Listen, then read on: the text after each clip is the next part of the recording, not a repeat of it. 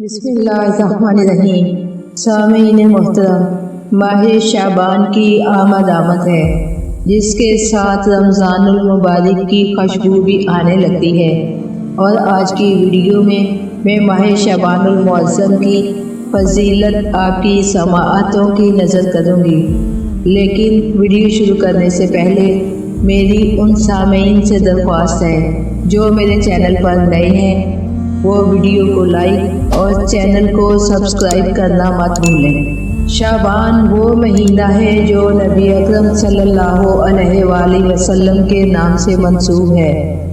حضور پاک صلی اللہ علیہ وآلہ وسلم اس مہینے میں روزے رکھتے اور اس مہینے کے روزوں کو ماہ رمضان المبارک کے روزوں سے متصل فرماتے تھے۔ اس بارے میں حضرت صلی اللہ علیہ وآلہ وسلم کا فرمان ہے کہ شعبان میرا مہینہ ہے، اور جو شخص اس مہینے میں ایک روزہ رکھے تو جنت اس کے لیے واجب ہو جاتی ہے۔ شعبان المعظم عبادت کے اعتبار سے بہت اہم مہینہ ہے، بہت عظمت والا مہینہ ہے۔ یہ عبادت و مغفرت کا مہینہ ہے۔ اس مہینے کی برکات حد شمار سے باہر ہیں۔ سامعین، اللہ رب العزت کی مغفرت کے دروازے یوں تو ہر وقت ہر کسی کے لیے کھلے رہتے ہیں۔ لا تقنطوا من رحمت اللہ کی فضاؤں میں رحمت الہی کا دریا ہمہ وقت موجزن رہتا ہے۔ اس کی رحمت کا سائبان ہر وقت اپنے بندوں پر سایہ فگن رہتا ہے۔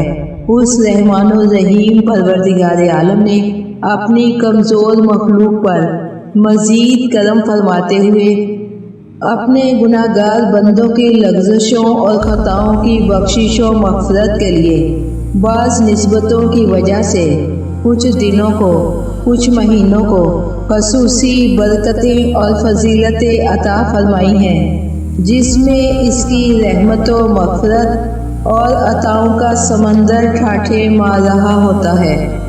ان خصوصی ساعتوں میں ماہ شعبان المعظم کو خاص اہمیت حاصل ہے، لہٰذا شعبان وہ مہینہ ہے جس میں تمام بھلائیوں کے دروازے کھول دیے جاتے ہیں، آسمان سے برکتیں اتاری جاتی ہیں، گناہ گار بخشش پاتے ہیں۔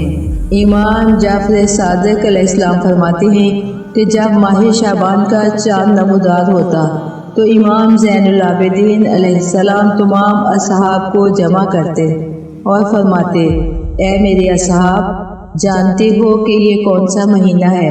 یہ شعبان کا مہینہ ہے۔ اور نبی اکرم صلی اللہ علیہ وآلہ وسلم فرمایا کرتے تھے کہ شعبان میرا مہینہ ہے، بس اپنے نبی کی محبت اور خدا کی قربت کے لیے اس مہینے میں روزے رکھو۔ اس خدا کی قسم جس کے قبضہ قدرت میں علی بن حسین علیہ السلام کی جان ہے، میں نے اپنے پدر بزرگوار حسین ابن علی علیہ السلام سے سنا، وہ فرماتے تھے، میں نے اپنے والد گرامی امیر المومنین علیہ السلام سے سنا، جو شخص محبت رسول خدا اور قرب خدا کے لیے شعبان میں روزہ رکھے تو خداوند عالم اسے اپنا قرب عطا کرے گا۔ قیامت کے دن اس کو عزت و حرمت ملے گی اور جنت اس کے لیے واجب ہو جائے گی۔ روایات سے معلوم ہوتا ہے کہ اس ماہ کا بہترین عمل استغفار کرنا ہے، اور اس مہینے میں 70 مرتبہ استغفار کرنا گویا دوسرے مہینوں میں 70,000 مرتبہ استغفار کرنے کے برابر ہے۔ اس مہینے میں صدقہ دینے کا بہت زیادہ ثواب ہے۔ جو اس مہینے میں صدقہ کثرت سے دے گا، خداوند عالم اس کے جسم پر جہنم کی آگ کو حرام کر دے گا۔ کسی نے امام جعفر صادق علیہ السلام سے پوچھا کہ مولا، اس مہینے کا بہترین عمل کیا ہے؟ فرمایا کہ صدقہ و استغفار۔ جو شخص ماہ شعبان میں صدقہ دے، بس خدا اس صدقے میں اس قدر اضافہ کرے گا جیسے تم لوگ اونٹنی کے بچے کو پال کر عظیم الجثہ اونٹ بنا دیتے ہو۔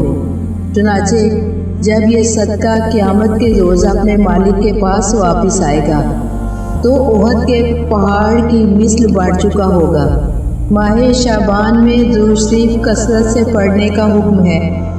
روایت میں آیا ہے کہ شعبان کی ہر جمعرات کو آسمان سجایا جاتا ہے۔ تب ملائکہ عرض کرتے ہیں، خدایا آج کے دن کا روزہ رکھنے والوں کو بخش دے اور ان کی دعائیں قبول فرما۔ ایک حدیث میں وارد ہوا ہے کہ اگر کوئی شخص ماہ شعبان میں پیر اور جمعرات کو روزہ رکھے تو خداوند عالم دنیا اور آخرت کی 20 حاجات اس کی پوری فرمائے گا۔ اس مہینے کا نام شعبان اس لیے رکھا ہے کہ اس میں نیکیاں عام کر دی جاتی ہیں، حسنات کے دروازے کھل جاتے ہیں اور جنت کے محلات سستی قیمت اور سہل تر اعمال سے حاصل ہوتے ہیں۔ بس ہمیں چاہیے کہ خداوند عالم کی عبادت کر کے انہیں خرید لیں، اس لیے کہ خداوند عالم کی طرف سے حسنات اور خیرات کا دروازہ کھلا ہوا ہے۔ اور اس مہینے کی بڑی فضیلت یہ ہے کہ اہل بیت کے گھر میں خوشیاں ہی خوشیاں ہیں۔ یکم شعبان کو شہزادی زینب عالیہ سلام اللہ علیہا کی آمد ہے۔ 3 شعبان کو جوانان جنت کے سردار مولا حسین ابن علی علیہ السلام کی آمد ہے کہ جن کا جھولا فرشتوں کو شفا بخش دے۔ 4 شعبان کو ابو فضل عباس سلمدار علیہ السلام کی ولادت ہے اور 7 شعبان کو شہزادہ قاسم علیہ السلام کی آمد اور 11 شعبان کو شہزادہ علی اکبر علیہ السلام کی آمد ہے اور 15ویں شب کو خداوند عالم انسانوں کی تقدیر لکھتا ہے اور امام مہدی آخر الزمان کی ولادت ہے۔ یہ مہینہ برکتوں رحمتوں والا ہے، لہٰذا اس مہینے میں پہلے بھی عرض کیا ہے کہ کم از کم 3 اعمال لازمی کریں۔ 1 استغفار، دوسرا صدقہ دیں اور تیسرا عمل کم از کم اس مہینے میں 3 روزے لازمی رکھیں تاکہ پروردگار عالم آپ کے گناہوں کو معاف فرما دے اور بہشت عطا کر دے۔ خداوند عالم سے دعا ہے کہ اس ماہ میں عبادت کرنے، روزہ رکھنے، صدقہ دینے، درود شریف کی کثرت سے تلاوت کرنے کی توفیق عطا فرمائے۔ اس مہینے میں شہنشاہوں کی آمد کے صدقے میں خداوند عالم ہمارے گناہوں کو بخش دے، آمین۔